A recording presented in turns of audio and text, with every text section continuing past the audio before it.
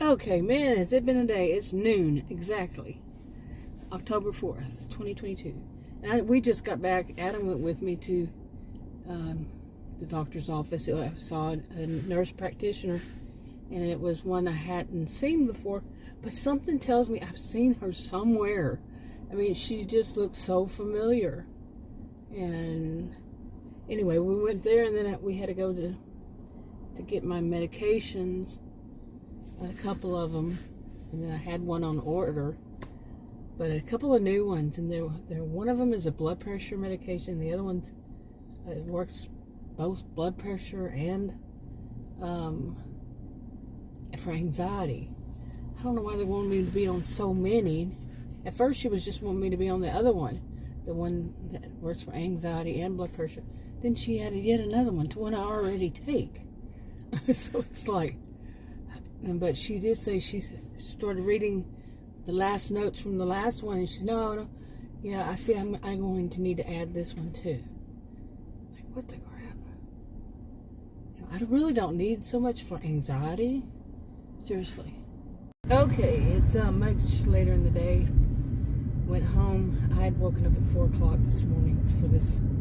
I usually wake up between 3 something and 6 in the morning, so hey, it's nothing unusual. But I really didn't get any sleep, so I usually go back to bed at some point in the morning, and didn't today because I was doing all this with the doctor and the pharmacy and all that fun. And but anyway, so now it's later. It's 3:10 p.m. and I wanted to say more. I don't remember what I said this morning about all this, but it was good that I went to this and saw this nurse practitioner. I know her from somewhere. I just can't think of where. It may have been that practice years ago. First time I went to it was in 2012, yeah.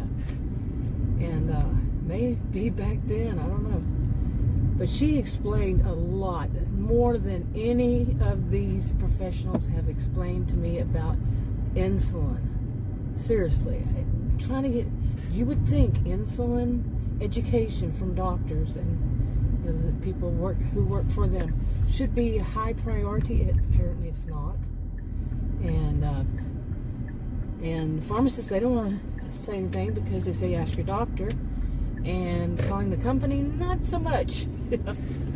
Yeah, not so much information. So this one, she explained that my body just needs to get adjusted to it. Basically, it sums up like that. Now, I'm not saying this is for anybody else. It's just for me. I have a rare health condition. As I mentioned many times before, it's rare. It's pretty doubtful that you'd have it. It used to be back whenever first heard of it. It's improved since all this imaging, CTs and all that, MRIs and everything improved. But it used to be 1 in 33 million. Okay, people have it.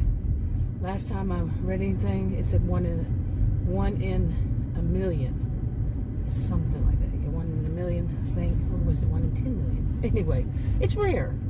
So what happens to me with my body, like medications and just the way it operates, it sometimes can be very wonky. And I have to, things like this. She put me on 2 new medications, but I had to really go over it with the pharmacist, and yeah, she made sense, but the pharmacist also didn't make sense, because one of them was very confusing, and they would have helped me a lot if they just said PRN. That would have explained it to me much better. I guess they were trying to simplify it. Yeah, and my main channel name has simplified it. Might not be the best thing. Yeah, I don't know. I would say simplifying it is probably the best, actually, for everybody, because yeah, not a lot of people would even know PRN means. So simplifying it, yeah, and then finding out if the person understands better. Terminology. But anyway, so I just talked to him after I woke up, and it made much more sense after I had a nap and eaten, all that, and had time. Because okay, I should have said this too. Adam went with me. I wanted him to go with me, and the reason that he went with me and was in the room is because I wanted, like I told him, I want to see if they're going to treat me right if he's there. And this is something I want to start making videos again about is ableism and the way people treat people who have like, okay, I cut it out, some of it out, but yeah, about ableism, people who have some form of difference. You know, how do they treat them? I have suspected for years that when I go in by myself, they don't treat me very nicely, and that's because there's so many reasons that it could be. Even with healthcare professionals, especially with something that's very rare. One of them is they have a very hard, difficult time, for me and mine, believing it, that they're seeing this, as one of them said, there's one patient they'll see probably in their whole lifetime. And this is a healthcare professional, a doctor or a nurse. It's that rare. They didn't say their career, they said lifetime. I don't know anybody who has it. Okay? And they seem to find it very difficult to believe. But I would have to know how to do magic in order to make it as they want to assume. Okay? I would have to be a magician. Yeah, there's so much to that. But, and there's no way. They know it. I have images. They some of them, like this one before this one today, she said, you can give me the images. She said, they wouldn't mean anything to me. I don't understand them. Okay. An ER doctor, he said, he asked me, what is that? Wow. ER doctor. The last one I went to, I didn't like him at all. But anyway, yeah, that's a story. But so I wanted Adam to be with me, and sure enough, you know, he went dressed up. He went dressed up like where he works. You know, what he would wear if he was working in the office now. He doesn't. He's been working from home since 2020, March of 2020. But he was dressed up nice, and he's an electrical engineer, by the way, and also I don't know how you put the other one. He develops his own software for what he does at work, whatever. Anyway, he was dressed up, so was I, you know. And I was dressed for it because it was cold. It's just for the cold. But it looked nice anyway. And sure enough, she treated me much nicer. It could be because she's new, but I'm telling you, I know her from somewhere. This is so funny when the last one I did the same. I know her from somewhere. Yeah, it was from years ago. She was one that was hardly ever there, and I have a feeling this one is too. So I'd seen the other one once, and it was many years ago. I don't know how many years it was, within the 10 years, but I've seen so many healthcare professionals since then. Yeah. Each time it seems like each time you go, there's somebody new, and some of them. Anyway. Okay, so I'm putting this on this channel. Well, we'll see which channel I do. I'm telling you, but I do want to change focus and stuff like that. But I do want to speak. I had made a video about wanting to. Well, it was actually about other things, and at the end of it, it was just about how bad my day started. It was funny at the same time, and that was yesterday. And I put it on a different channel. But at the end of it, I was talking about. I want to get back into talking about this ableism, the way people treat people who they think have disabilities or not the norm, whatever it is. Some of people do. Some people do. Certain types. And I want to talk about what they do. And it can be from what some would think is bad and some would think is good. But it could be what some would say is just totally patronizing. It's dehumanizing. It's I'm distracted by a squirrel, an actual squirrel moment. But anyway, but so many, it can be so many things. The way people, they want to offer you help. This doesn't happen to me so much. I can't think of it happening to me. But they want to help some people that have differences, and they treat them, they infantilize them, treat them as though they're much younger than they are. Sometimes as a child, and the infantilization. Oof, I've done plenty of videos on that, but they don't treat the people as other humans. They dehumanize them. Like I said, they just don't treat them right. Now, some people, like if you see somebody, you go to a door and the the person's in a wheelchair and they're trying to open the door to go in, some people think the thing is to open the door for them. Some might be thankful. But to me, and I could be wrong on this, I could be wrong on any of this. I am a social behavioral scientist, however. But to me, if I'm, struggling to get a door open and somebody wants to open it for me, ask. It would be that simple. I don't need that kind of help. Never, except for when I hurt myself and was on a, a cane. I hurt my foot. Remember that? And, I hurt my knee, and then recently I hurt my foot. And before I'd hurt my foot too. And that's a different story. But, somebody in a wheelchair and they're going up and then they're trying to open the door. Like if that little button doesn't work, the big button, actually, for people in wheelchairs, it doesn't open the doors, or they don't have any there. Asking the person, do you need help? And not patronizing, not, you want me to open the door for you? So, that kind of thing, I would say. It's more, do you need help to open the door? I can open the door. Something like that. Not making it like, oh, you're inferior to me. And I think a lot of people don't realize that sometimes their tone can sound like you see them as inferior, and yourself as superior. But I don't have that issue, so you might want to ask someone who does. Then again, that might be patronizing too, because they can't speak for everybody. Each person has their own differences, whatever. They have their own attitudes. It's not a one-size-fits-all kind of thing. So. But I think the general one would just don't treat me like a child. Just don't treat me like I'm different. That I have this huge difference, and that you're superior. And that I need to be babied. Or even the opposite, just treat like invisible, or dehumanize. So many of these things. But I want to talk more about those. And yeah. Okay. But I have to say that I am really, really happy that I don't have to go back to see any healthcare professional for another 3 months. Let's hope. Let's hope. Because that stuff does stress me out, because when I have gone by myself, you wouldn't believe some of the things that these healthcare professionals have said to me. And you would think professional, I kind of take that off. And some of them just say, nope, you're not a professional, because professionals don't behave that way at all, in my book. That's right, and I have a book. No, but hey. Anyway, no, you don't, the things I just mentioned, some of them do that. And they stigmatize. And what, did they miss that class?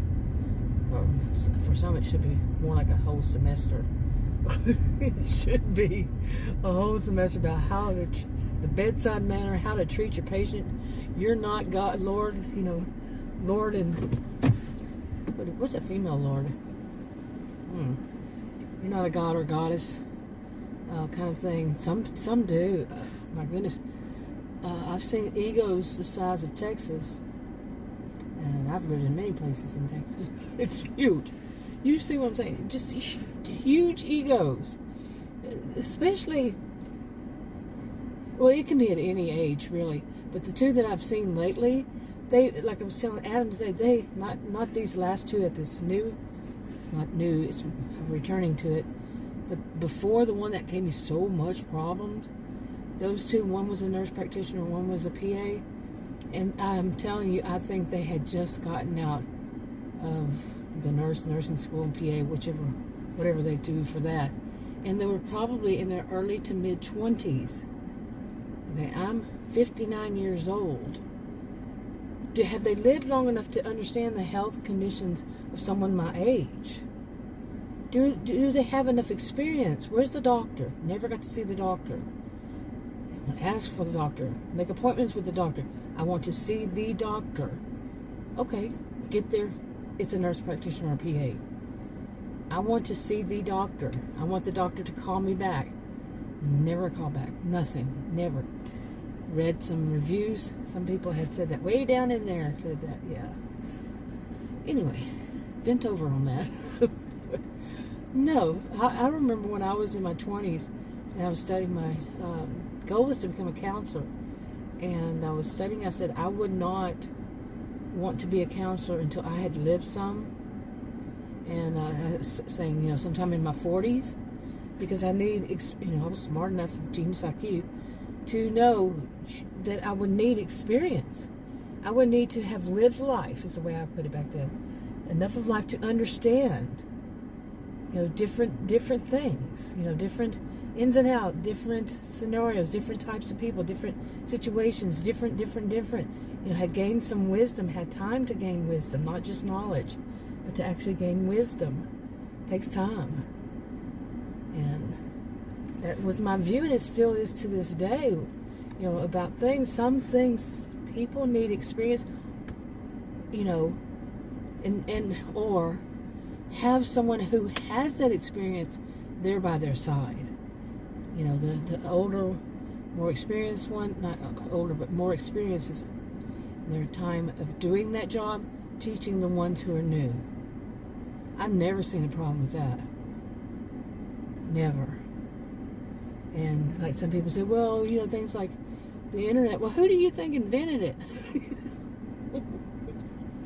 I remember I worked at a job when I was in my 40s, and the guy, he was in his late 30s.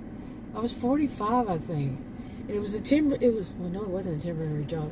I had just moved back to the area, and I had been taking care of my mother.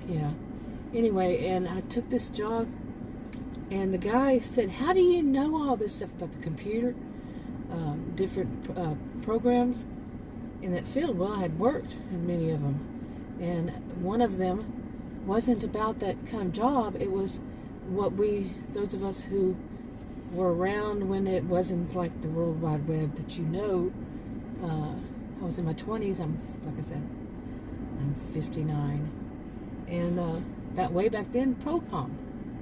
Okay, and the guy was still using Procom. He was around a little older than I, the boss. And I said, well, all you have to do right there is do this.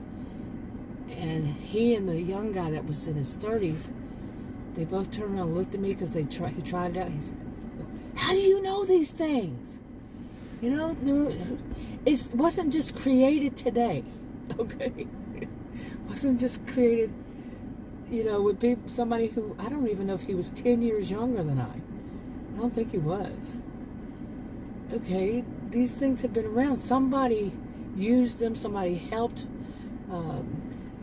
all that. Boy, I've been on a vent, aren't I? Went off on a tangent there. But anyway, some of these things, I got distracted by that fan behind me. Anyway, so let me just go ahead and wrap this up. But I want to say more. I want to say more about people with differences, because I'm telling the truth. I don't know anybody who's 100% normal. Now, there is a norm. If you deviate too far from it, you might wind up in a psych ward. Yeah, I've said that many, many times over the years. So there is a norm, but I think these days more and more that's out there that's to help people, both with physical and or mental disabilities. The more information out there, the more help and understanding, and people become to realize, don't treat anybody in a bad way like that because of their differences. Because are you trying to say you're 100%? That in itself, trying to act and believe that there's nothing wrong with you at all, makes me question. I remember people used to say that only truly insane people are the ones who believe that they're 100% sane. Now, I'm not one to believe in 100% across the board, and I don't usually use any kind of mantra or expressions or something like that and totally believe that it's 100%. But I would agree with that one. The people who believe that they are totally sane, did I say that backwards? The people who believe that they are totally sane are the ones who are the most insane. I said that backwards, didn't I? The people who are totally insane are the ones who believe that they're totally sane. Okay. You get the gist, right? If you think you're the only one who's right, you're the only one who has the right path, who knows the right things, who behaves the right way, whose body is the right way, whose body's perfect, who's everything. If you think that you are the prime example of how a person should be, there's something wrong with you.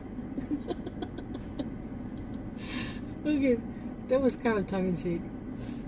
Anyway, wrapping it up. I'll talk to y'all in another video. Bye.